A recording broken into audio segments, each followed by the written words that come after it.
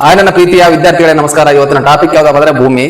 ಈ ಭೂಮಿಯ ಬಗ್ಗೆ ಹಲವಾರು ಸ್ಪರ್ಧಾತ್ಮಕ ಎಕ್ಸಾಮ್ ಅಲ್ಲಿ ಪದೇ ಪದೇ ಕ್ವಶನ್ ಆಗಿವೆ ವಿದ್ಯಾರ್ಥಿಗಳು. ಯಾಕಂದ್ರೆ ಕರ್ನಾಟಕದಲ್ಲಿ ಜರುಗುವ ಎಲ್ಲಾ ಎಕ್ಸಾಮ್ ಅಲ್ಲಿ ಮತ್ತೆ UPSC ಅಲ್ಲಿ ಕೂಡ ಕ್ವಶನ್ ಆಗಿವೆ. ಭೂಮಿಯ ಒಂದು ವಾರ್ಷಿಕ ಚಲನೆ ಕೇಳಿದರೆ ಭೂಮಿ ತನ್ನನ್ನು ತಾನು ಸುತ್ತಲು ಎಷ್ಟು ಸಮಯ ಬೇಕಾಗುತ್ತದೆ. ಅದೇ ರೀತಿ ವಿದ್ಯಾರ್ಥಿಗಳೇ, ಭೂಮಿಗೆ ಸೂರ್ಯನ ಕಿರಣಗಳು ಬರಲು ಎಷ್ಟು ನಿಮಿಷ ಬೇಕಾಗುತ್ತದೆ. ಸೂರ್ಯನ ಕಿರಣಗಳು ಬರಲು ಎಷ್ಟು ನಿಮಿಷ ಬೇಕಾಗುತ್ತದೆ ಅಂದ್ರೆ 8.3 ನಿಮಿಷ, 8.3 ಮಿನಿಟ್ಸ್ ಅಂದ್ರೆ 8 ನಿಮಿಷ 3 ಸೆಕೆಂಡ್ ಬೇಕಾಗುತ್ತೆ. ಅದೇ ರೀತಿ ಸೂರ್ಯನ ಕಿರಣಗಳು ಭೂಮಿಗೆ ಬೀಳಲು ಇಲ್ಲಿ ಒಂದು ಓಜೋನ್ ಪದರ ಇರುತ್ತೆ. ಈ ಓಜೋನ್ ಪದರ ಏನು ಮಾಡ್ತದೆ ಅಂದ್ರೆ ಸೂರ್ಯದಿಂದ ಬರುವ ನೇರಳಾತೀತ ಕಿರಣಗಳನ್ನು ರಕ್ಷಣೆ ಮಾಡಿ ಭೂಮಿಗೆ ಸಾಕಷ್ಟು ಮಟ್ಟಿಗೆ ಸಾಕಾದಷ್ಟು ಶಾಖವನ್ನು ನೀಡುತ್ತದೆ. ಒಮ್ಮೆ ನೇರವಾಗಿ ಸೂರ್ಯನ ಕಿರಣಗಳು ಭೂಮಿಗೆ ಬೀಳುವುದಿಲ್ಲ, ಬಿದ್ರೆ ನಾವು ಯಾರು ಉಳಿಯುವುದಿಲ್ಲ.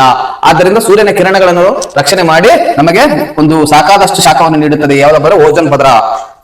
ಅದೇ ರೀತಿ ವಿದ್ಯಾರ್ಥಿಗಳೇ, ಭೂಮಿ ಒಂದು ಸುತ್ತಲೂ 23 ಗಂಟೆ 56 ನಿಮಿಷ 4 ಸೆಕೆಂಡ್ ಬೇಕಾಗುತ್ತೆ. ಅದೇ ರೀತಿ ಸೂರ್ಯ ಉದಯಿಸುವ ದಿಕ್ಕು ಯಾವ್ದಪ್ಪ ಅಂದ್ರೆ ಪೂರ್ವ. ಅದೇ ರೀತಿ ಸೂರ್ಯಾಸ್ತದ ದಿಕ್ಕು ಯಾವ್ದಪ್ಪ ಅಂದ್ರೆ ಪಶ್ಚಿಮ. ಸೂರ್ಯ ಮುಳುಗುವ ದಿಕ್ಕು ಯಾವ್ದಪ್ಪ ಅಂದ್ರೆ ಪಶ್ಚಿಮ. ಅದೇ ರೀತಿ ಭೂಮಿಯ ವಾರ್ಷಿಕ ಚಲನೆ ಅಂದ್ರೆ ಭೂಮಿ ಸೂರ್ಯನ ಸುತ್ತಲೂ ಎಷ್ಟು ಸಮಯ ಬೇಕಾಗುತ್ತೆ ಅಂದ್ರೆ 365 ದಿನಗಳು 5 ಗಂಟೆ 68 ನಿಮಿಷ 45 ಸೆಕೆಂಡ್ ಬೇಕಾಗುತ್ತದೆ. ಎಷ್ಟಪ್ಪ ಅಂದ್ರೆ 365 ದಿನ 5 ಗಂಟೆ 48 ನಿಮಿಷ 45 ಸೆಕೆಂಡ್ ಎಕ್ಸಾಕ್ಟ್ ಆಗಿ ಗೊತ್ತಿರಬೇಕು ವಿದ್ಯಾರ್ಥಿಗಳೇ, ಎಕ್ಸಾಮ್ ಅಲ್ಲಿ ಕೇಳಿದ್ದಾರೆ. ಅದೇ ರೀತಿ ಭೂಮಿ ಮೇಲೆ ಅತಿ ದೀರ್ಘ ಹಗಲು ಇರುವ ದಿನ ಯಾವುದು? ಭೂಮಿಯ ಮೇಲೆ ಅತಿ ದೀರ್ಘ ಹಗಲು ಇರುವುದು ಜೂನ್ 21. ಜೂನ್ 21 ಯಾಕಪ್ಪ ಜೂನ್ 21 ನಾವು ಯಾಕಪ್ಪ ಅಂದ್ರೆ ಜೂನ್ 21 ಯೋಗ ದಿನ ವಿದ್ಯಾರ್ಥಿಗಳು. ಯೋಗ ದಿನ. ಯೋಗದ ಪಿತಾಮಹ ಪತಾಂಜಲಿ, ಎಲ್ಲ ಗೊತ್ತಿರಬೇಕು. 360 ಆಂಗಲ್ ಅಲ್ಲಿ ಪತಾಂಜಲಿ ಯೋಗ ಪಿತಾಮಹ. ಆದ್ದರಿಂದ ನಾವು ಯೋಗ ದಿನ ಎಂದು ಆಚರಣೆ ಮಾಡುತ್ತೇವೆ.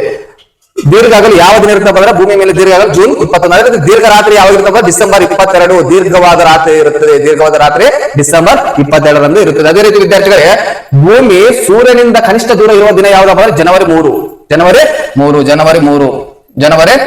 ವಿದ್ಯಾರ್ಥಿಗಳೇ. ಅದೇ ರೀತಿ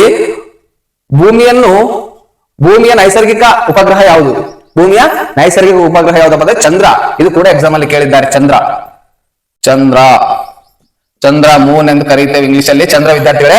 ಅದೇ ರೀತಿ ಇವೆಲ್ಲಾ ಪಾಯಿಂಟ್ಸ್ ಎಕ್ಸಾಮ್ ಅಲ್ಲಿ ತುಂಬಾ ಇಂಪಾರ್ಟೆಂಟ್ ವಿದ್ಯಾರ್ಥಿಗಳೇ. ವಾರ್ಷಿಕ ಚಲನೆ ಮತ್ತು ದೈನಿಕ ಚಲನೆ, ಅದೇ ರೀತಿ ಸೂರ್ಯಾಸ್ತದ ದಿಕ್ಕು, ಸೂರ್ಯ ಉದಯಿಸುವ ದಿಕ್ಕು ಮತ್ತು ಸೂರ್ಯ ಮುಳುಗುವ ದಿಕ್ಕು. ಅದೇ ರೀತಿ ವಿದ್ಯಾರ್ಥಿಗಳೇ, ದೀರ್ಘ ಹಗಲು ಮತ್ತು ದೀರ್ಘ ರಾತ್ರಿ. ಅದೇ ರೀತಿ ಭೂಮಿ ಸೂರ್ಯನಿಂದ ಕನಿಷ್ಠ ದೂರ ಇರುವ ಜನವರಿ 3.